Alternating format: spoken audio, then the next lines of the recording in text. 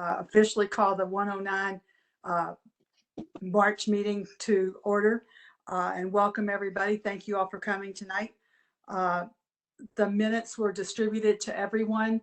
The people who weren't here before the meetings may not have heard. Pete and I were discussing a couple of changes to those minutes. One was we were adding that they didn't have who made the motion to approve the letter for the grant, and Pete thought that I did, so he added that in. And the other thing that we changed was in the new business, where we talked about the ordinance that was passed by Metro Council, and the change was not put in correctly. The change that it made was that the board would elect its own chair rather than the mayor appointing a chair. And so we've added that to the minutes, but everything else remains the same. If we could have a motion to approve them, and then any discussion. I'll make a motion to approve the minutes as amended. Susan Hart will second. Thank you all. Is there any more discussion about the minutes or the changes?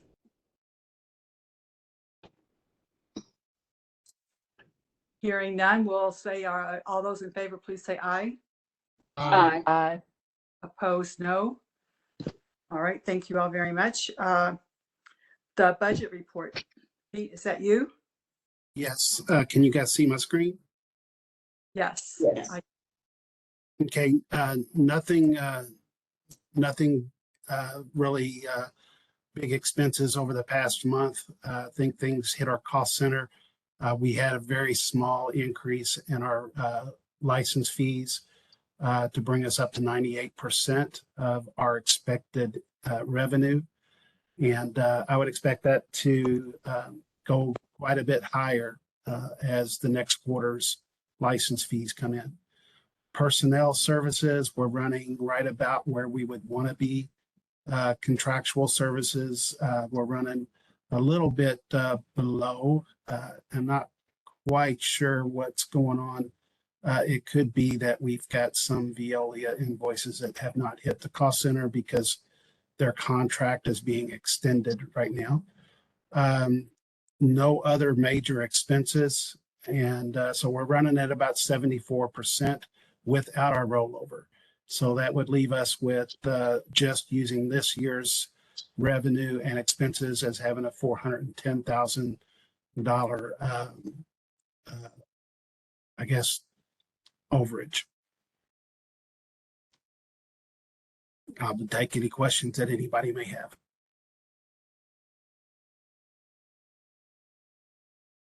All right, hearing none, we'll go on to the correspondence to the board. Pete says there is none. Is that still true, Pete? That is correct. Okay, our action items, the litter abatement grant. Okay. Let me see, what do I have here? Okay, so it's the litter abatement grant annual report certification. So what I'm going to do is go over the annual report, the highlights of that report with you guys tonight. I won't pull up the report because it's probably 200 to 300 pages. So a lot of it just forms, but I'll go over the highlights, let you guys ask some questions. I'm going to go over some statistics that we've gathered, and also go over the litter abatement grant and how we're going to pay for that or certify that tonight. So the first thing is that we currently have, according to the annual report, we have 28 recycling facilities that are licensed. 7 of those are curbside collectors. 13 are the self-serve sites that are provided by Metro government. The 3 full-service sites, which is provided by the Waste District, and 1 full-service household hazardous materials drop-off. I know some of the stuff at the household hazardous materials drop-off isn't recycled, but some of it is, so we put it in here. We currently have 7 providers of curbside garbage, recycling, and yard waste. We have 39 bulky waste roll-off or dumpster service companies that's operating out there. We have 3 municipal solid waste transfer stations and 2 medical waste transfer stations.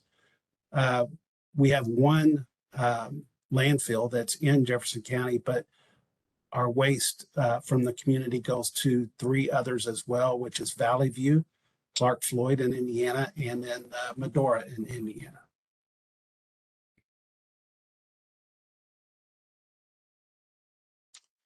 From the statistics on what we collected last year, these are the categories. I would say that we are actually down a little bit when it comes to fiber and containers and single stream. I think we're seeing this across the industry as people transition from COVID restriction, working at home, to more people working back in the office again. So I think that that is part of it. And I also think that as we do every year, we find out a little bit about somebody reporting it wrong from the previous year. So I did find some issues that would also impact that. So we're down a little bit in those categories. Now, what we are up is in the ferrous and the non-ferrous sections. And, you know, that offset our losses at the curb. So, you know, we'll see. I'm going to show the diversion and recycling rates here in just a minute. These are the beneficial use recovery that we have. And this is really kind of where we get a lot of the weight from that we use in what it's called our diversion statistics. As you can see, most of this concrete, brick and sand, shingles, all this stuff is extremely heavy. And so it makes a big impact on our rates. You could take just the shingles, 21,000 tons of shingles that was recycled, and almost equal a lot of the curbside recycling. So, you know, it's important that we always think of not just curbside recycling, but all the other components that would end up being in the landfill if we didn't have a method to beneficially use those and divert those. This is something that I have not reported in the past, and I feel pretty good about these numbers, although as with all these numbers, they can fluctuate as more information comes in, or I discover that some waste wasn't counted because it went to a new vendor that we wasn't aware of. So I've tried to do this down to the pounds per person per day. I think this is where the industry is kind of moving towards as one of its measurements on how we are performing. The top one is the residential commercial, and that has us at 7.3 pounds per day for a person, which is probably a little bit on the high side compared to nationally. It has been a little bit lower. I think we've been in the 6s, but that's when you're averaging in the COVID year, which waste generation was down in the COVID year fairly significantly. So on the bottom, you'll see all sectors, pounds per day per person. And you'll see that that's much higher. And that's because a lot of the beneficial use material is included in that rate. So our rates, and the top one here is our residential commercial rate. And that is things that's picked up at the curb, things that are taken to a drop-off site or a drop-off vendor, from commercial businesses, multi-family properties, single-family homes, and the like. So we have set a goal quite a while ago to have a 27% rate. We achieved that. I don't have all the years listed, but we achieved that, and we since dropped a little bit. But the COVID year made a pretty significant impact on that. And so we actually started to increase again this year. I would think that as the COVID year comes off of our 4-year rolling average, our rate will return to be probably pretty close to that 27% again. The all materials diversion rate, that includes that construction, that beneficial use material. When you factor all of those in, you can see that we end up with a 51.2% rate, which is a little above what we did last year, which is always a good thing. So I think this is really kind of a sign that the economy is rolling pretty good. And of course, the one thing that we worry about here is the Ralph Avenue or Voigt disposal facility being full, and a lot of that material has that beneficial use material may not have a home, and it may go to disposal, which would impact this rate. So hopefully there's going to be a business here that is going to be sorting much of that stuff to recover as much of it as we can. So hopefully it won't have that big of an impact. Curbside service availability. As you guys know, part of this annual report is we have to track how many people in the county have services. We are a county that has mandatory waste collection services, so the number should be 100%. But unfortunately, probably there's about 9,000 households out there that probably don't have service for various different reasons. Some of them would take it to their place of business. Some of them are using their neighbors unknowingly. Some of them are illegally dumping it. And some of them are storing it in their garage for some reason. So for all of those reasons, and it tends to be in those areas that do not have contracted services. So these are individuals that we have this issue with. So we're actually running at 98.6%, which in all honesty, I don't think that that's too bad when we have 42% of our county with subscription-based services. Household recycling actually was up to 57.1%, which is a little bit higher than last year. That actually should be 21, I think. Okay, my chart's a little off, so I apologize. But it is higher, but that is actually because we, when Metro did their recycling cart rollout, they did an audit of participants, and it was higher than estimated. So it's good that we have 57.1% that have availability of recycling. That doesn't mean that we have 57.1% participating. It would be nice to have that number, but it's, you have to actually measure it for weeks, and would have to do that across all the different services to get an actual participation rate. And then 52.8% for having yard waste services. It would be nice if we didn't have anybody with yard waste services, and it all was taken care of by home composting or by mulching the material. But it's just unrealistic for certain parts of town that have a really thick tree canopy, and they generate just a huge amount of material. So it's to be expected. Curbside numbers that this really kind of tells you how we are doing in curbside services as far as diversion rate goes. So I know this is a big chart with a lot of stuff. I probably could have cut some of this stuff out, but what you'll see here is tons, all streams.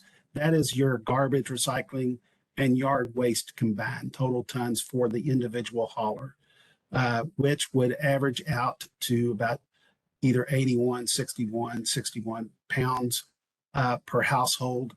And that rate comes from how many people they report that they have service with. So I take what that hauler reports of that service, how many people they service, with the amount of tons, and that's how I come up with 9 pounds per household. Some of them are higher than others, some of them are lower. I can't really adjust for that other than there's probably a little bit of commercial waste getting captured in there. Doing these numbers is not an exact science, I can tell you that. So when you start to look at each individual one, you have, like in the first one, 19,000 tons of waste was picked up in carts from curbside. 1,723 tons was recycling, which gave us that particular hauler a 7.8% recycling rate. Put the 1,341 tons of yard waste, which is a 6.1% rate. And that gives that individual waste hauler a 13.9% diversion rate. You work that down to all of the haulers, which these are licensed haulers, and you would have a 15.5% diversion rate. Primarily, the hauler number 2 is one that has pretty much entirely all subscription service. So this is people that have to purchase recycling and yard waste services outside of their trash services. They have to do it directly. So as you can see, when people do that, there's not as many people willing to make that payment. Then you'll see down here what the Department of Public Works does. And, when you start to add those up, DPW is running about 23.2%, which is a slight increase over last year, which is good. And then you have your countywide rate, which is a 17.6 diversion rate. This rate should actually, I think, be a little bit higher. I think that we're a little bit below national levels in that regard. Variable rate pricing. These are the prices that is reported by the individual private haulers across all of their accounts. So this would include contracted households and it would include subscription households. So these can have some pretty wide swings. Again, hauler number 2, which is the subscription, mainly subscription, you can see that it's running a little bit higher, but it's been a talking point the last couple of years that we've done this, that it's really hard to see the individual extra services in here. And I agree. We've tried to work to identify some of those, and some of those can be like backdoor service. Some of them can be twice a week garbage service.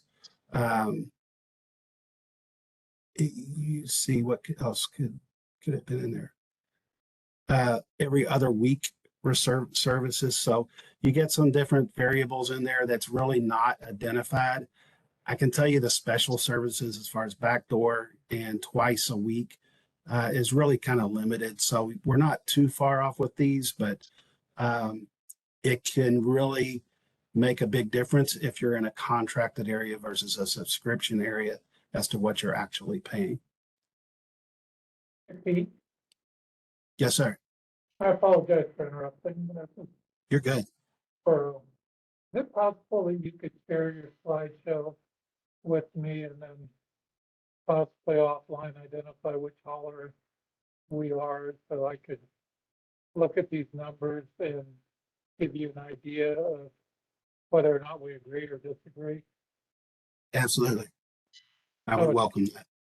I find it very interesting. Sure. I understand. Thank you. No problems. So that is basically the statistics for that kind of give us our performance as a community on what we're doing recycling wise and diversion wise. So would anybody have any questions on any of this data that I just went through? Pete, I have a question. I don't want to be naive, but is this the price per month? Yes. Dollars? Okay. Thank you. So the next part of this is litter abatement totals, which is also needs to be reported in here. And I would say that litter abatement wise, we cleaned 5,394 road miles. So that is quite a bit more than what we have done traditionally. And a lot of this is because of the Clean Collab that was instituted about a year and a half ago. Of that, 2,081,066 pounds of litter has been collected, which is a huge amount considering when you go out there and look on the side of the road, there's generally litter on the side of the road. So it's a never ending battle. So the report actually wants us to count this in number of bags. So we take that pounds and divide it by 20, which is what the number is. And we come up with 98,952 bags of litter, which would fill up the Yum Center 3 times, Ah, 4 times. So it's hard for people to get an imagination on just how much litter is collected. And it's collected year round, not just during Derby, I would point out, which seems to be the common theme out there. We also collected 1,845 tires that were found on the side of the road and over 8,072 other items, which could be mattresses, couches, vehicle wreckage, you name it, that they find that's not going to fit into a litter bag. As far as our cost goes, labor cost was $797,000. Our contractual cost, well, let me back up. The labor cost comes from general funded positions through the Clean Collaborative and grant funded positions. And the contractual was from expressway hand cleanings, from Louisville Downtown Partnership clean crews, and from suburban street sweeping contract. Educational expenses was $38,000. Part of that was Brightside's Litter is Lame, and part of it is the new It Adds Up program by the district. There was about $23,000 paid for in disposal, which gave us a total cost of $1.5 million that was spent on litter. Now, what is not included in here is equipment cost.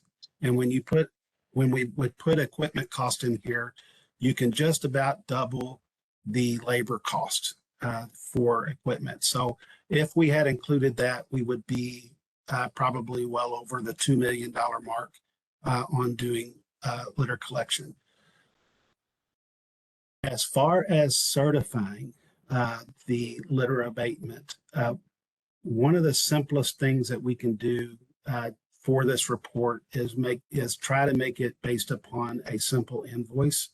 It's not as though that's how we kind of do it, but for the purposes of this document, we're going to balance that off of $424,184 of grant funds from the state expressway hand cleanings, which is paid for separate from the state mowing and cleaning. So it's quite a bit of money that we can do. So there isn't any grant funds remaining to be expended, but we'll be making adjustments to Am I this. the only one that can no longer? Does everybody hear me? I can hear you. I can hear you. yes, I can. Bruce, I don't know what's going on, maybe on your end. So at this point, with everything that I've told you, and I know that out of this document here, which is the annual report, you just seen just a very small amount of it. And to a certain extent, you have to rely on staff to have done their due diligence in here. But at the end of this, what we need to do to get the annual report to the state is certify that the grant has, that we have completed this, and the information contained herein is based on true and accurate and complete. and a certified that the litter funds were expended against direct expenses as defined in KRS and during the calendar year associated with the litter control program. And we're basically saying here that we've met all of the requirements as far as this annual report. So what I would ask is if the board can certify the report, and if we're not ready to do that, if a member wants to come back and we can go over this annual report in person, we can do that. But in the past, we've kind of relied on Bob Schindler to, you know, if he wanted to come back and take a look at it, that he would do it. But we have until April 1st to get this to the state because we did request and was granted an extension. So does anybody have any questions?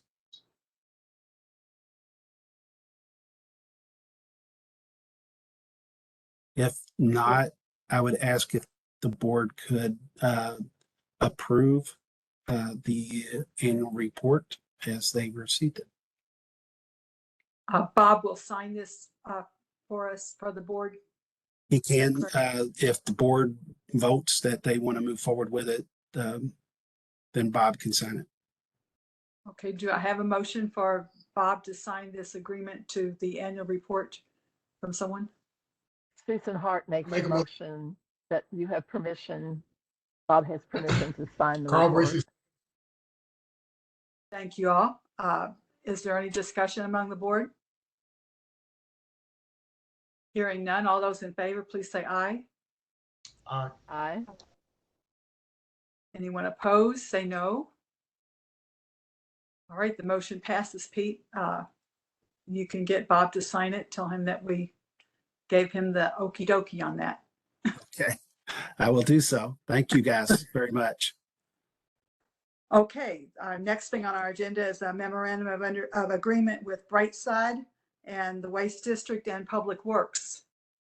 Yes, you guys received in your packets a draft MOA, and it's a little bit different than what we've done in the past. And what we're doing right now is we're going to work with Brightside closely and try to, number one, take some of the expenses and information or the distribution of supplies that is very difficult to track. And we're going to try to track that for them. We're also working with Brightside to develop an app that is going to help us both track things a little bit easier. We're going to dedicate $10,000 to the Cash for Trash, which we tried to do that last year, but it's been a difficult year. And what we've done is we've built out that program through attachment A, which should have been part of your packet as well. And $20,000 for education. And through this agreement, as always, the Department of Public Works agrees to remove the collected bags and pays for disposal. So if there's any questions, I'd be happy to answer any of those. I have actually two questions on the part about the $10,000 Cash for Trash. We have a listing of groups that can get this, and the first thing I thought of was a neighborhood association, and I'm wondering why we don't include them. The grant requirements are that it has to be a nonprofit, meaning they're going to have to present a W-9 showing that their nonprofit status to be able to utilize this. Is that the same thing as a 501c3?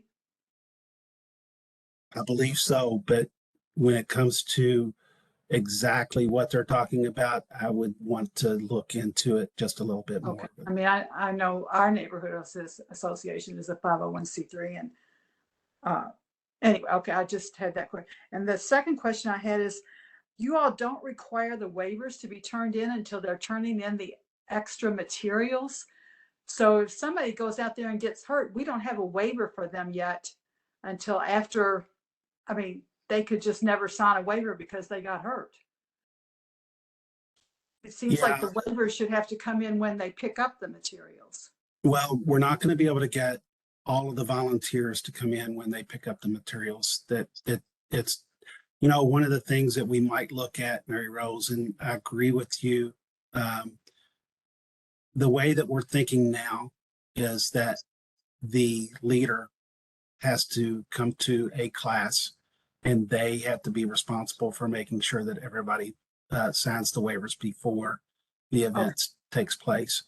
One of the things that I'm thinking that maybe we can do is that we can have it put onto the app where they would digitally sign the waiver. Something that we would have to look at with technology, plus we would have to look with the county attorney to make sure that that was okay. Okay, those were my two questions. I didn't have a problem with the program. Does anybody else have any questions for Pete? I have one. I just want to confirm, I mean, this doesn't stop any neighborhood association from partnering with Brightside to pick up trash on a Saturday morning, right? It just says that if you are a 501c, I mean, if you're a neighborhood association, you can't necessarily always benefit from the Cash for Trash program. Is that correct? That is correct. We will continue to have the neighborhood cleanups as we have done so traditionally. We would just be asking for a little bit additional documentation when people do those events. But we're working on technology to help us in that regard. But so no, if any community group wants to do one that's not a 501c3 or a nonprofit, then there's nothing preventing them. And we, in fact, would love for more people to do so. Okay. Thank you very much.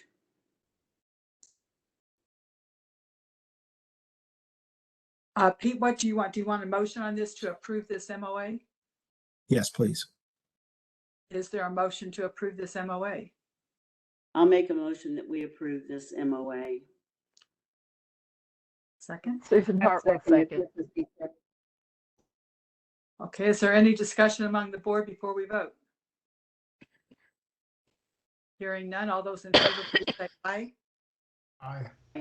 Aye. Opposed, Aye. no. All right, sounds like we have a passed motion, Pete. Thank you. Thank you, guys. Okay, and we have a report on the Aiken. Are we still working on the MOA here? This looks like No, the Aiken Road site, which is, you know, we've been trying to get this done for quite some time. You know, with the last meeting, we approved the lease, and at this point, it is moved to planning and design and to get a MSD site disturbance permit. It should go a lot faster because it's a public facility.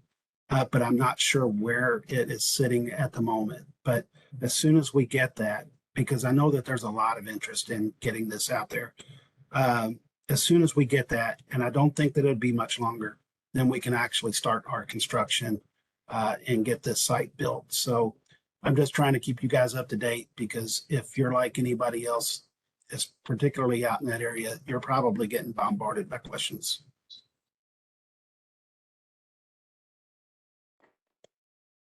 thank you. Okay. We have a report on the windstorm event. Sure. Well, as you guys know, we had a significant wind event in Louisville and really kind of all across the state. And as part of that, we opened up 7 emergency drop-off sites. We got those permitted through the state in the emergency level. The Department of Public Works and the Solid Waste Management Services operated these sites, and there were 7 of them, one being the East Public Works Yard on Hubbard's Lane, the one on Fern Creek Park, which is Ferndale Road, near Fairdale Elementary, which is right there at uh, Manslick Road in Fairdale, Shawnee Park, Smith Creek Compost Facility. That one is the one out here. And a special thanks to Smith Creek for stepping up and helping us by opening up that site. It gave those people in that area coverage. There's not much out there, but this is the same location that we're talking about for the recycling site. But Matt Smith at Smith Creek stepped up and helped us a great deal with this windstorm. Of course, he's receiving a lot of debris from the event as well. And we probably pretty much filled him up with all the debris.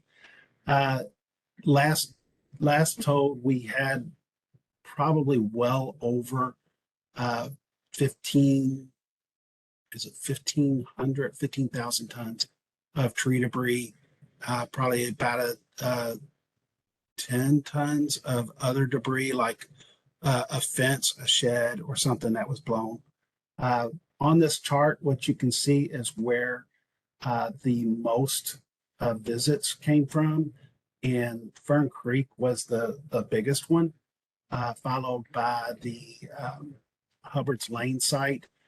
I think that those were the areas when I was going out and looking at where we were going to put our emergency sites. That's where I saw the most tree damage.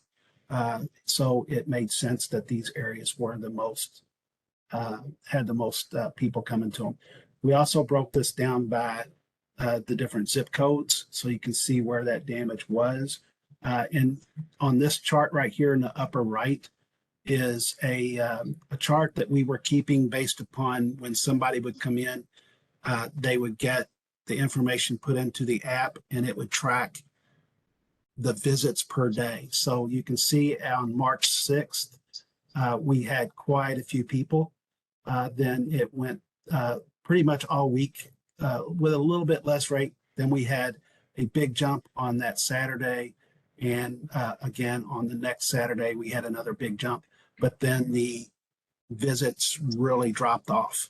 And at that point, we were taking, we closed the emergency sites. We put up, the sites are closed, no dumping, put up surveillance cameras because this always happens after an event where people continue to try to use the site, even though it's not a site anymore. And then we are leaving. Karen, correct me if I'm wrong here. This was a point of discussion today, but I believe that we leave the WRC open. We did not. No, that was not a part of the communication. It was all closed as of last Friday. Okay. I mean, as Well- far as free, of course, people can always bring yard debris there, but they would have to pay. Yeah, I think that we probably will have a discussion about that, but hopefully that, we can get that open back up, at least for the people that had a About an delay. hour ago. I didn't hear. So that is basically the WINS event in Louisville, the way we tracked it, where we opened up the sites. Of course, we are just a small part of this. You had obviously so many people without electricity. So you had LG&E, you had our roads division clearing roads of down trees. Some trees they can't get until wires are removed from them for safety reasons. Our EMA, our fire department, police department, just a huge amount of work goes into one of these events, and it has to take place fairly quickly. And I think everybody did a fantastic job. The administration, I think that this was their first event. And I believe that from my experience, things went extremely well. So appreciate it, everybody, and all their hard work in this, and would be willing to answer any questions that you guys may have about the event. So does all of this debris that we took in count as diversion? It will, it'll count as a diversion, but there'll be a footnote. And the footnote, because if you don't do that and you see yard waste, tree debris go a massive spike this year, and you don't have a footnote, somebody's going to be wondering what the heck's going on later on. With no other questions about that, I'll turn this to Karen about the pop-up drop-off. Just had one this past week. Yeah, this is our schedule for the year. We will have one each month, March to November, and we did have one on Saturday. It was very cold, but we still had about 350 participants, which is pretty good.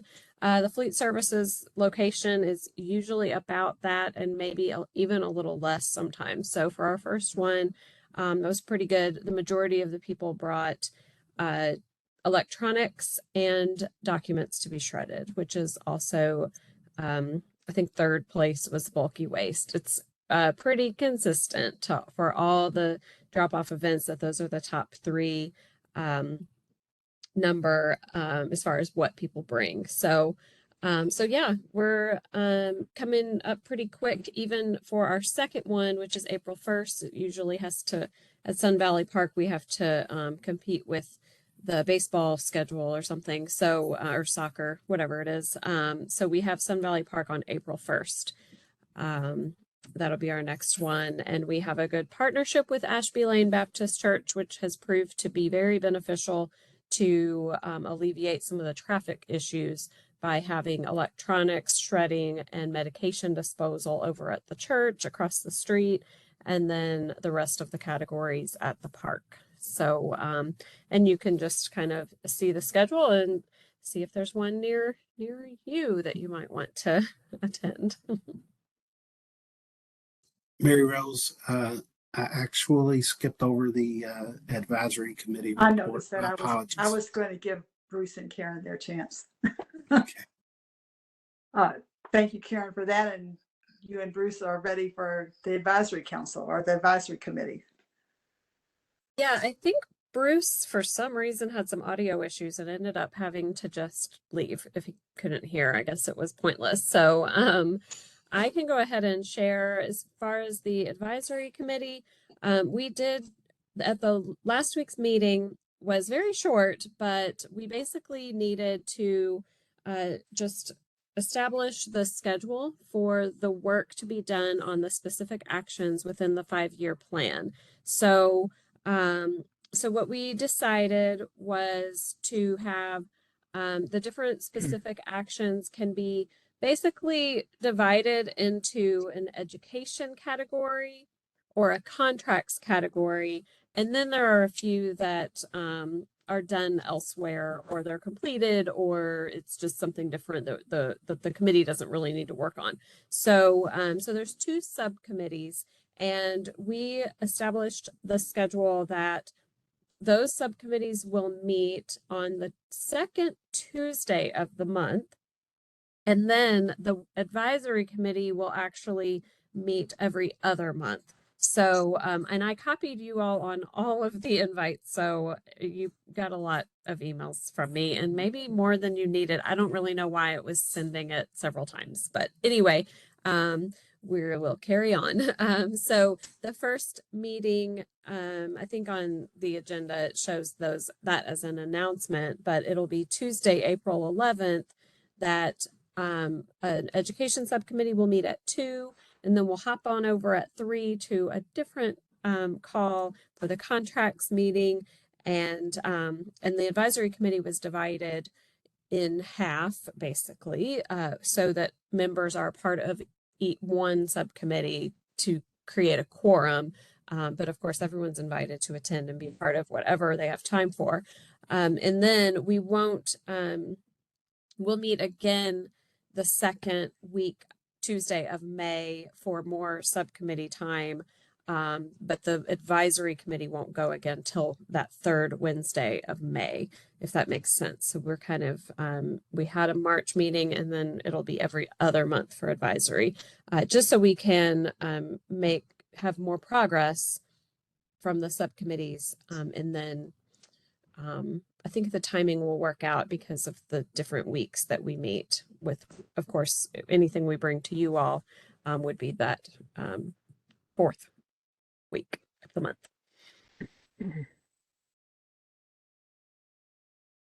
Any questions about that? Very good logistics on your organization. I think that's all going to work out well. Thanks. So Karen made all of our announcements for us, except for our next meeting being April the 26th. And so can now take any comments from anyone on the board or anyone in the audience.